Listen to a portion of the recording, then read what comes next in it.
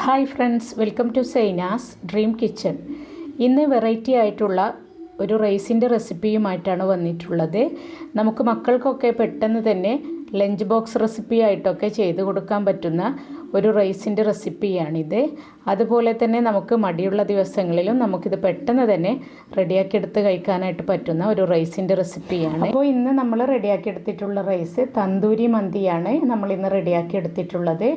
നമ്മൾ റൈസ് മാത്രമായിട്ടാണ് ഇത് ചെയ്തിട്ടുള്ളത്. ചിക്കനോ ബീഫോ ഒന്നും ചേർക്കാതെ തന്നെ വളരെ ടേസ്റ്റി ആയിട്ട് തന്നെ സിമ്പിളായിട്ട് നമ്മൾ പെട്ടെന്ന് റെഡിയാക്കി എടുത്തിട്ടുള്ള ഒരു തന്തൂരി മന്തിയാണിത്. അപ്പോൾ ഇതൊന്ന് ട്രൈ ചെയ്ത് നോക്കിയിട്ട് നിങ്ങളുടെ അഭിപ്രായങ്ങൾ അറിയിക്കാനായിട്ട് മറക്കരുത്. തീർച്ചയായിട്ടും നമുക്ക് ഈസി ആയിട്ട് ചെയ്തെടുക്കാൻ പറ്റുന്ന ഒരു റെസിപ്പിയാണിത്. അപ്പോൾ അതിനായിട്ട് നമുക്ക് വേണ്ടത് ബസുമതി റൈസാണ് വേണ്ടത്. ഞാനിപ്പോൾ ഇവിടെ ബസുമതി റൈസ് എടുത്തിട്ടുള്ളത് 4 കപ്പ് റൈസാണ് എടുത്തിട്ടുള്ളത്. ഇതാ നമ്മുടെ ഇതുപോലെയുള്ള ഈ ബസ്മതി റൈസാണ്, വൈറ്റ് കളറിലുള്ള ഈ ബസ്മതി റൈസാണ് ഞാൻ എടുത്തിട്ടുള്ളത്. ഇത് 4 കപ്പ് എടുത്തതിന് ശേഷം അത് നല്ലപോലെ കഴുകി വൃത്തിയാക്കി അത് വെള്ളത്തിൽ കുതിർക്കാനായിട്ട് വെച്ചിട്ടുണ്ട്. ചുരുങ്ങിയത് ഒരു അരമണിക്കൂറെങ്കിലും നമ്മൾ ഈ റൈസ് കുതിർക്കാനായിട്ട് മാറ്റി വെക്കണം. അതിനുശേഷം നമുക്കിത് ഊറ്റിയെടുത്ത് മാറ്റി വെച്ചാൽ മതി. അപ്പോൾ ഇനി നമ്മുടെ തന്തൂരി മന്തി റെഡിയാക്കി എടുക്കാനായിട്ടുള്ള ബാക്കിയുള്ള ഇൻഗ്രീഡിയൻസുകൾ നമുക്ക് എന്തൊക്കെയാണ് വേണ്ടതെന്ന് നോക്കാം. അതിനായിട്ട് മന്തി റെഡിയാക്കി എടുക്കാനായിട്ടുള്ള പാത്രം ഞാനവിടെ അടുപ്പത്ത് മാറ്റി വെച്ചിട്ടുണ്ട്. അരമണിക്കൂർ കുതിരാനായിട്ട് നമ്മൾ മാറ്റിയെടുത്ത് വെച്ചിരുന്ന നമ്മുടെ റൈസ് വെള്ളമെല്ലാം മാറ്റിയതിന് ശേഷം അത് ഊറ്റിയെടുത്തിട്ട് അത് വേറൊരു പാത്രത്തിലേക്ക് മാറ്റി വെച്ചിട്ടുണ്ട്. ഞാനിപ്പോൾ ഇതൊരു അരമണിക്കൂറേ കുതിർത്തിയെടുത്തിട്ടുള്ളൂ. പിന്നെ നമുക്കതിലേക്ക് സവാള വേണം. ഞാനിപ്പോൾ ഒരു 4 സവാളയാണ് എടുത്തിട്ടുള്ളത്, ചെറിയ സവാളയായിരുന്നു. പിന്നെ നമുക്കിതിലേക്ക് തന്തൂരിയുടെ മസാല റെഡിയാക്കി എടുക്കണം. അതിനായിട്ട് നമുക്ക് ആവശ്യമായ പൗഡറുകൾ എന്തൊക്കെയാണെന്ന് നോക്കാം.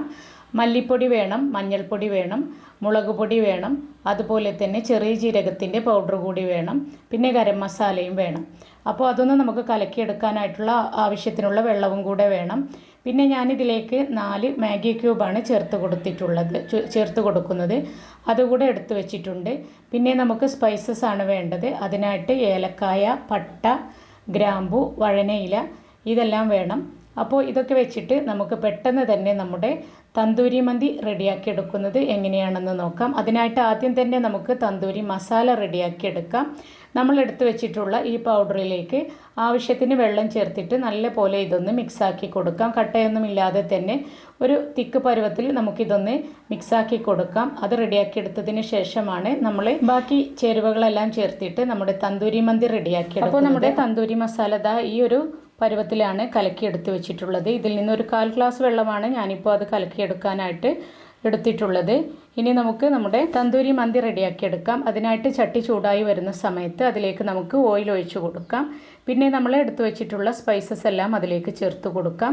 ഓയിലിന് പകരമായിട്ട് നിങ്ങൾക്ക് നെയ്യ് വേണമെങ്കിലും ബട്ടർ വേണമെങ്കിലും ഒക്കെ അത് വേണമെങ്കിലും ചേർത്ത് കൊടുക്കാവുന്നതാണ്. സ്പൈസസ് എല്ലാം നല്ലപോലെ മൂത്ത് വന്ന സമയത്ത് നമ്മളതിലേക്ക് സവാള ചേർത്ത് കൊടുത്തിട്ടുണ്ട്. സവാള കൂടെ ചേർത്ത് കൊടുത്തിട്ട് നമുക്ക് നല്ലപോലെ ഇതൊന്ന് മിക്സാക്കി എടുക്കാം. അല്പം ഉപ്പ് ചേർത്ത് കൊടുത്തിട്ടുണ്ട്. അതുകൂടെ നമ്മളെ സവാള പെട്ടെന്ന് തന്നെ റെഡിയാക്കി കിട്ടാനായിട്ട് സഹായിക്കും.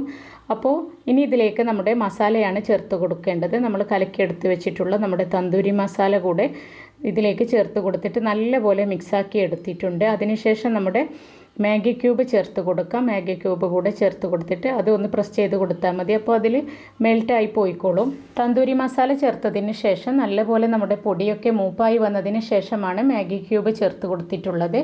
മാഗി ക്യൂബ് ചേർത്ത് കൊടുക്കാനായിട്ടുള്ള കാരണം നമ്മുടെ റൈസിൽ ഒട്ടും തന്നെ ഒന്നിൻ്റെയും ഫ്ലേവർ ഉണ്ടാവില്ല. അപ്പോൾ നമ്മുടെ ചിക്കൻ്റെ ഒക്കെ ഒരു ഫ്ലേവർ കിട്ടാനും വേണ്ടിയിട്ടാണ് നമ്മളിതിലേക്ക് മാഗി ക്യൂബ് ചേർത്ത് കൊടുത്തിട്ടുള്ളത്. ഞാനിപ്പോൾ 4 എണ്ണം ചേർത്ത് കൊടുത്തിട്ടുണ്ട്. നിങ്ങൾക്ക് അവരവരുടെ ഇഷ്ടത്തിന് ഫ്ലേവർ അനുസരിച്ച് ചേർത്ത് കൊടുക്കാവുന്നതാണ്. പിന്നെ ഇതിലേക്ക് അല്പം വിനാഗിരി ചേർത്ത് കൊടുത്തിട്ടുണ്ട്. വിനാഗിരി ഇല്ലെങ്കിൽ നിങ്ങൾക്ക് നാരങ്ങയുടെ നീരും ചേർത്ത് കൊടുക്കാം. അതുകൂടെ ചേർത്ത് കൊടുത്തിട്ട് നല്ലപോലെ ഒന്നുകൂടെ നമുക്കിതൊന്ന് മിക്സാക്കി എടുക്കാം. അപ്പോൾ നമ്മുടെ മാഗി ക്യൂബൊക്കെ അലിഞ്ഞ് നല്ല പാകത്തിന് തന്നെ നമ്മുടെ മസാല റെഡിയായി വന്നിട്ടുണ്ട്. ഇനി ഇതിലേക്ക് നമുക്ക് പുളിയില്ലാത്ത തൈര് ചേർത്ത് കൊടുക്കണം. ഞാനിപ്പോൾ ഒരു 2 സ്പൂൺ തൈരാണ് ചേർത്ത് കൊടുക്കുന്നത്. പുളിയുള്ള തൈരാണ് എന്നുണ്ടെങ്കിൽ നിങ്ങൾ 1 സ്പൂൺ ചേർത്ത് കൊടുത്താൽ മതി. നമ്മുടെ തൈര് കൂടെ ഇതിലേക്ക് ചേർത്ത് കൊടുത്തിട്ട് നമുക്ക് നല്ലപോലെ ഒന്ന് മിക്സാക്കി എടുക്കാം. അപ്പോൾ നമ്മുടെ മസാലയും തൈരും എല്ലാം നല്ലപോലെ യോജിച്ച് വന്നിട്ടുണ്ട്. ഇനി ഇതിലേക്ക് നമുക്ക് ഉപ്പ് ചേർത്ത് കൊടുക്കാം. ഉപ്പ് ചേർത്ത് കൊടുക്കുന്ന സമയത്ത് നമുക്കിപ്പോൾ മസാലയിലേക്കുള്ള ഉപ്പ് ചേർത്ത് കൊടുക്കാം.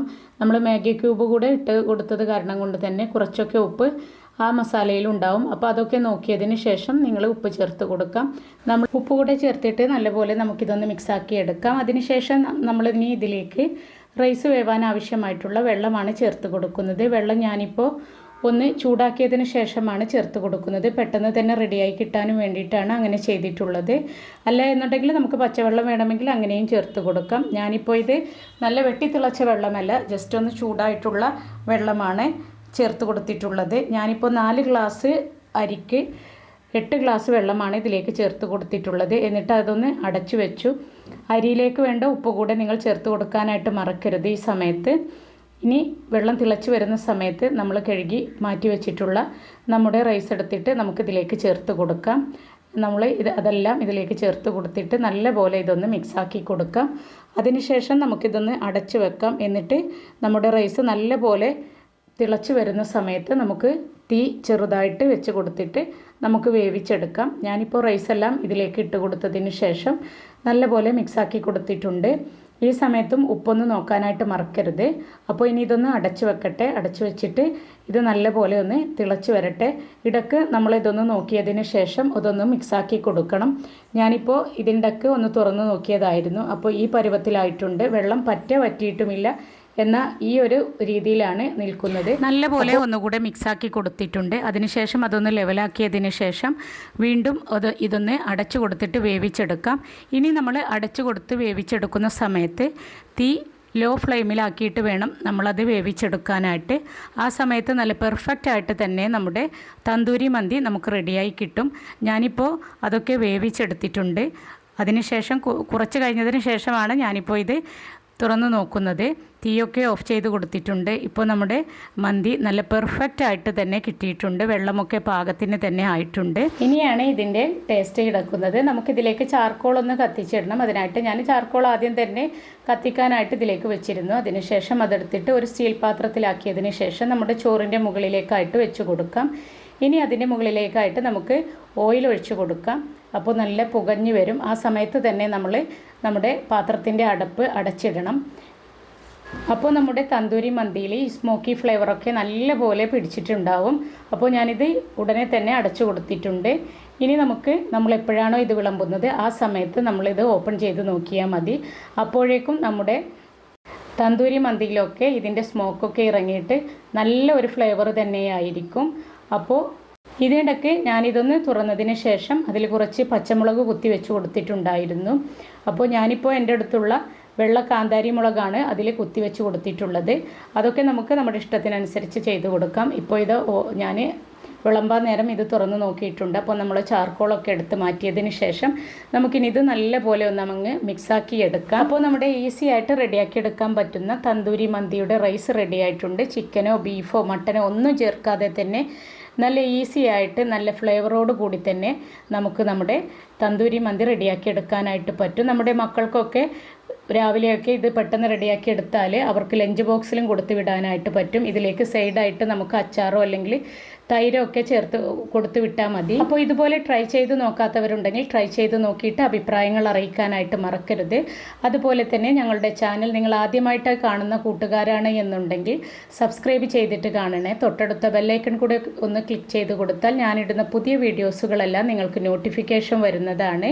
നിങ്ങൾ ഈ തന്തൂരി മന്തിയുടെ റൈസ് ഒന്ന് ട്രൈ ചെയ്ത് നോക്കിയിട്ട് നിങ്ങൾക്ക് ഇഷ്ടമായിട്ടുണ്ടെങ്കിൽ നിങ്ങളുടെ ഫ്രണ്ട്സിനും റിലേറ്റീവ്സിനും ഒക്കെ ഷെയർ ചെയ്ത് കൊടുക്കാനായിട്ട് മറക്കരുത്.